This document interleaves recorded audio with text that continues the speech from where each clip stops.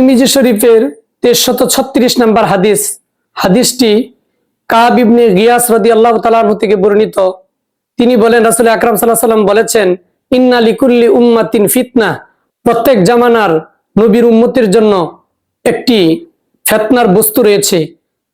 ও ফিতনাতু উম্মতি আল মাল, আর আমার উম্মতের সবচেয়ে বড় ফিতনার বস্তু হচ্ছে অর্থ সম্পদ।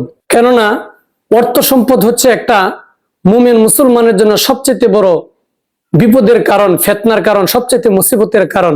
কারণ এই অর্থ সম্পদ দেখা যায় মানুষ যখন উপার্জন করে এই সম্পদের লোভে সে হালাল হারাম বিবেচনা করে না। তার আয় উপার্জন এর প্রতি আল্লাহর বিধান রাসূলের তরিকা আছে কিনা বা আল্লাহ তার প্রতি সন্তুষ্ট আছে কিনা এগুলো পরোয়া করে না। যার কারণে সে অর্থ উপার্জন করে ফিতনায় পতিত হয়।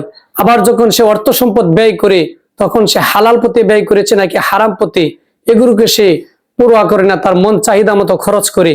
আর এভাবে সে এই মালকে অবৈধ পন্থায় ব্যয় করার কারণে সে মালের ফিতনায় পতিত হয়। এই মালের কারণে তার দুনিয়া এবং পরকাল ক্ষতিগ্রস্ত হয়।